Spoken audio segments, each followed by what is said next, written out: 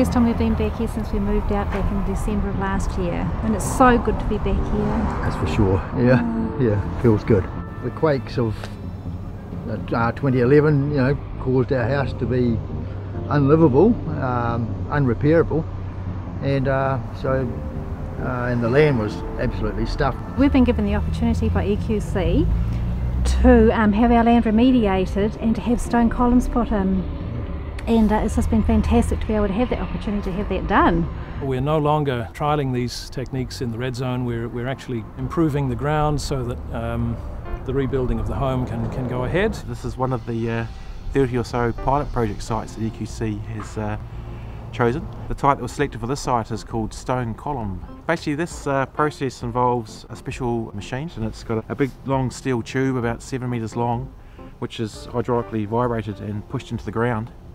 And once you get to the target depth, which on this site was 4.5 metres, there's a tube and a hopper on the top. The hopper is charged with gravel, and the gravel is shooted down the tube to the base of where the tip of the probe is. And as the gravel's coming out the bottom of the probe is raised and lowered up and down to compact the ground and force the gravel out into the surrounding ground and end up with a nice tube of good dense gravel. So the stone column densifies the ground around the tube. It replaces the hole it makes with a tube of gravel, and it basically makes the soil the wrong type of soil to liquefy, because it's changed it from a silty sand to a gravelly silty sand, or it's made it so dense or too dense for it to liquefy. It's a very old method. Germans have been doing it for quite a number of years, I think a couple of 100 years. It's just new to New Zealand, this rig. It's a bedding ground rig from Germany. We're running a lot of technology in the rig. Every pile's got a number, so you got to log that into the machine, and we've got Trimble satellite navigation, so every pile's within 20 mil of where it's supposed to be.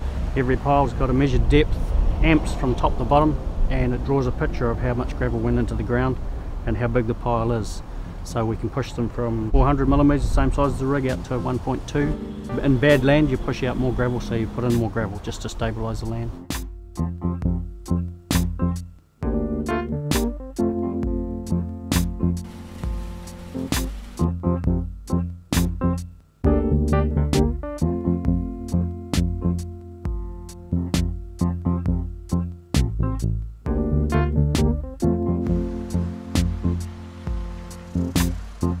It should tighten it up, so you shouldn't get any more liquefaction if there's another earthquake. You shouldn't get any house subsidence because it's a tight raft that floats on top of everything now, so it should be a good system.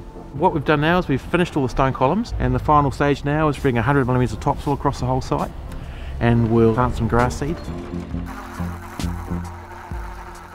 For myself personally, I feel really comfortable that the land is now stable, that I don't have to worry about is the ground going to give away underneath me, because I've seen the sinkholes down the side of the house. I've heard hollow sounds under my footpath, so just knowing that the whole property has been stone piled and is sturdy, and if it can hold these big pieces of machinery, I feel pretty confident it's not going to give way. Out of this pilot project, I guess we get sites like Daryl and Rose's where we've done the work. The site's now much more resilient to any future earthquakes, and they get to and we get to get on and rebuild their house for them so they can get back in here as soon as possible. Really looking forward to coming back home after the house has been rebuilt, just coming home. Coming home, having a rock and roll party.